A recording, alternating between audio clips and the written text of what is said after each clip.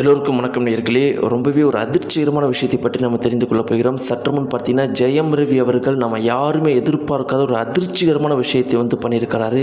அதன் பிறகு என்ன நடந்துச்சு, அவர் இப்போ என்ன ஆகிட்டார் அப்படிங்கிற ஒரு அதிர்ச்சிகரமான விஷயத்தை பற்றி தான் நம்ம தெரிந்து கொள்ள போகிறோம். ஒட்டுமொத்த தமிழகமே இப்போ இதை பற்றி தான் பேசிகிட்டு இருக்குது. இது ஒரு மிகப்பெரும் அளவுக்கு சோகத்தை ஏற்படுத்தியிருக்குது. என்ன நடந்துச்சு அப்படிங்கிறத பற்றி வாங்க தெரிஞ்சுக்கலாம். சேனலுக்கு புதிய வந்தால் மறக்காம சப்ஸ்கிரைப் பண்ணுங்க. நேயர்களே, நம்முடைய தமிழகம் முழுக்கவே 2 நாட்களுக்கு முன்னாடியே ஒரு மிகப்பெரும் அளவுக்கு பரபரப்பாக இருந்த விஷயம் என்ன அப்படின்னு பார்த்தீங்கன்னா, ஜெயம் ரவி அவர்களுடைய பேட்டி மட்டும்தான். அந்த பேட்டியில் பல அதிர்ச்சிகரமான விஷயங்களை பற்றி சொல்லியிருந்தார்.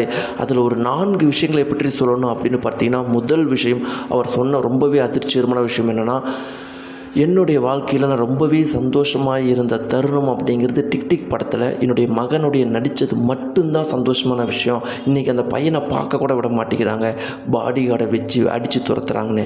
நம்ம எல்லாருக்குமே தெரியும் ஜெயம் ரவி அவர்கள் எவ்வளோ பெரிய நடிகர், எத்தனை வருஷம் சினிமா துறையில் இருந்திருப்பார், எத்தனை இடத்துக்கு போயிருப்பார், எத்தனை அழகான பொண்ணுங்களோட நடிச்சிருப்பார். ஆனால் அதையெல்லாம் சந்தோஷமான தருணம் நினைக்காம தன்னுடைய மகனுடைய இருந்தது மட்டும்தான் சந்தோஷமான தருணம் நினச்சிருக்காரு. ஆனால் அந்த ஒரு மகனை கூட இன்றைக்கி பார்க்க முடியாத ஒரு சிச்சுவேஷனில் இருக்கிறார்.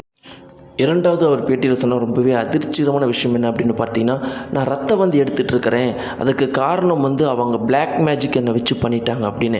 நம்ம எல்லாருக்குமே தெரியும் பிளாக் மேஜிக் அப்படிங்கிறதுலாம் இந்த காலத்தில் அந்தளவுக்கு உண்மையெல்லாம் கிடையாது அப்படின்னு. ஆனால் அவ்வளோ பெரிய படித்த ஜெயம் ரவி அவர்கள் தான் ரத்த வாந்தி எடுக்கிற அந்த உடல்நிலை தான் மோசமாக இருக்குது அப்படிங்கிற விஷயத்தை கூட நினைக்காம அதுக்கு பிளாக் மேஜிக் தான் காரணம் அப்படின்னு நினைக்கிறாருன்னா எந்த அளவுக்கு மன ரீதியாக அவர் பாதிக்கப்பட்டிருக்காரு அப்படிங்கிறது ரெண்டாவது முக்கியமான விஷயம். மூன்றாவது ரொம்பவே முக்கியமான விஷயம் என்னென்னா, அவர் இன்றைக்கி பேட்டி கொடுத்ததுக்கு ரொம்ப முக்கியமான ஒரே ஒரு காரணம், கெனிஷா அவங்கள விட்டுட்டு போயிட்டாங்க அப்படிங்கிற ஒரே ஒரு காரணம் மட்டும்தான். அதனால தான் அதை தாங்க முடியாமல் இன்றைக்கி இந்த ஒரு பேட்டியை கொடுத்துருக்காரு. ஆனால் இன்னுமே அவர் ஒரு பாடத்தை கற்றுக்கவே கிடையாது.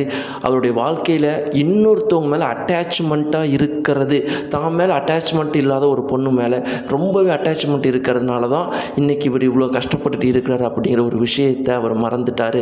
மற்றவங்களை கண்மூடித்தனமாக நம்புறதுனால மட்டும்தான் இன்றைக்கி இந்த நிலைமையில் இருக்கிறார் அப்படிங்கிற விஷயத்தை மீண்டும் மறந்துட்டார். கடைசி ரொம்ப முக்கியமான விஷயம் என்ன அப்படின்னு பார்த்தீங்கன்னா, ஜெயம் ரவி அவர்கள் வாழ்க்கையில் பண்ண ஒரே ஒரு தப்பு, மற்றவங்களை நம்பினது. அதுக்கும் மேலே அவர் ரொம்பவே நல்லவராக இருந்தது. அவருடைய பேட்டி வச்சு எல்லாருமே ரொம்பவே தெளிவாக புரிஞ்சுக்கிற ஒரு விஷயம் என்னென்னா, ஜெயம் ரவி அவர்கள் ரொம்பவே நல்லவர், அவருக்கு இப்படி ஆயிடுச்சு அப்படிங்கிற ஒரு நிலைமை தான் எல்லாருக்குமே தெரிய வருது. அண்ட் அவர் அதிகமாக தற்கொலைக்கு முயற்சி பண்ணிட்டு இருக்கிறார் அப்படிங்கிற ஒரு அதிர்ச்சிகரமான விஷயம் நமக்கு தெரிய வருது. அதை தான் தற்போது மீண்டும் பண்ணியிருக்கிறாரு. பேட்டி கொடுத்த ஜெயம் ரவி அவர்கள் நேற்று வீட்டுக்கு போய் என்ன பண்ணியிருக்காரு அப்படின்னா, தற்கொலைக்கு முயற்சி பண்ணியிருக்காரு. நல்ல வேலையாக பார்த்தீங்கன்னா, பக்கத்தில் அவங்க வீட்டில் வேலை செய்கிறவங்க ஒருத்தவங்க இருந்திருக்கிறாங்க. பார்த்த உடனே கதற ஆரம்பிச்சிருக்கிறாங்க. பக்கத்தில் இருக்கிறவங்களாம் கூட்டிகிட்டு போய் ஹாஸ்பிட்டலில் சேர்த்து இன்றைக்கி அவர் நல்ல நிலைமையில் இருக்கிறாரு. இது ஒரு மிகப்பெரும் அளவுக்கு அதிர்ச்சியை ஏற்படுத்தியிருக்குது. ஜெயம் ரவி அவர்கள் இவ்வளோ நல்லவராக இருந்து கடைசியில் ஒரு சூசைட் பண்ணுற ஒரு நிலைமைக்கு போயிட்டான்னு சொல்லிட்டு எல்லாருமே மனம் நொந்து இதை பற்றி தன்னுடைய கருத்துக்களை பதிவு பண்ணிகிட்ருக்கிறாங்க. நேயர்களே, நீங்கள் என்ன சொல்லுங்கள்?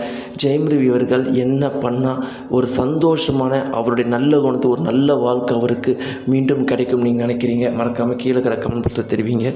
நன்றி.